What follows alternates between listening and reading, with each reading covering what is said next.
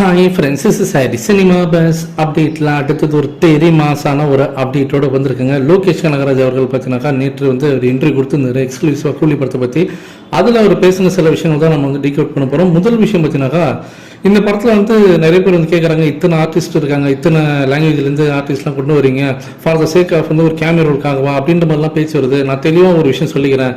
இந்த படத்தில் யாருமே இவங்க வந்து நீங்கள் வந்து ஒரு கேமியோ ரோல்னு பார்க்க முடியாது. இவங்க எல்லாருமே பார்த்தீங்கன்னா ஒரு இம்பார்ட்டண்டான ஒரு வைட்டனான ரோல் தான் பண்ணுறாங்க. எல்லாமே ஒரு பவர்ஃபுல் இம்பாக்ட் கொடுக்கக்கூடிய ரோல்ஸ் தான் இருக்கும். இது நீங்கள் படம் பார்த்துட்டு வெளியில் வரும்போது உங்களுக்கு புரியும், ஏன் இத்தனை ஆர்டிஸ்ட் இவங்கெல்லாம் தேவைப்பட்டாங்கன்றது உங்களுக்கு புரியும் அப்படின்றத அவங்க தெளிவாக வந்து பார்த்தீங்கன்னா லோகேஷ் கனகராஜ் அவர்கள் வந்து விளக்கியிருக்காரு.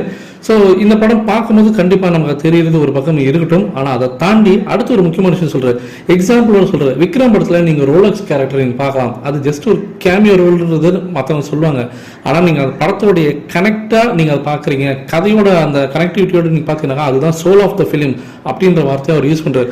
அதே மாதிரி தான் இங்கே எப்படி பார்த்தீங்கன்னாக்கா உங்களுக்கு வந்து விக்ரம் படத்தில் வந்து ரோலக்ஸ் கேரக்டர் சூரிய வந்து பிச்சு பூந்து விளாசினாரோ அதே போல் இங்கே கூலி படத்துக்கு அமீர் கான் வராருன்றது தான் இங்கே சூட்சமம். இது அமீர் கானோட கேரக்டர், அவருடைய அந்த லுக்கிலேருந்து எல்லாமே சீக்கிரட்டாக வச்சுருக்காங்க. எப்படி விக்ரம் படத்தில் சூர்யா அவர்களோட கேரக்டர் கடைசி வரைக்குமே அந்த ரொம்ப சீக்கிரட்டாக வச்சுருந்தாங்களோ அதேமாரி இங்கே அமீர் கான். ஸோ அமீர் கானோட கேரக்டர் கண்டிப்பாக சோல் ஆஃப் த அந்த மூவி கண்டென்ட்டுக்கு தேவையான ஒரு விஷயமா இருக்குது.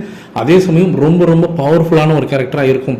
அடுத்தது ஒரு முக்கியமாக சொல்லக்கூடிய ஒரு விஷயம் பார்த்தீங்கன்னாக்கா சுபின் அவர்கள்.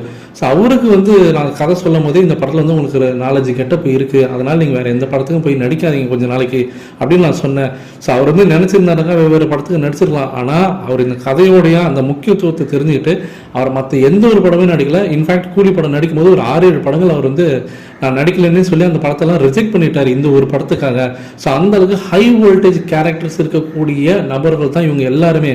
ஸோ ஃபார் த சேக் வந்து கேமியோ ரோல்லாம் இவங்க வந்து பண்ணிட்டு போயிடுவாங்க அப்படின்றதுலாம் எதுவும் இல்லை.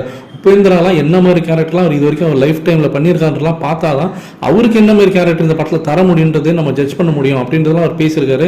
ஸோ எந்த அளவுக்கு பார்த்தீங்கன்னாக்கா இந்த கேரக்டர்ஸ், அதாவது சத்யராஜா இருக்கட்டும், உபேந்திராவாக இருக்கட்டும், இப்போ எல்லாருமே வராங்கன்னா அவங்களாம் நாகார்ஜுனாலாம் இந்த படத்தோடைய வில்லன் அப்படின்னாக்கா எந்த அளவுக்கு ஹை வோல்டேஜாக இருக்குன்றதை உங்களால் கற்பனை பார்க்க முடியுதா ஃப்ரெண்ட்ஸ்?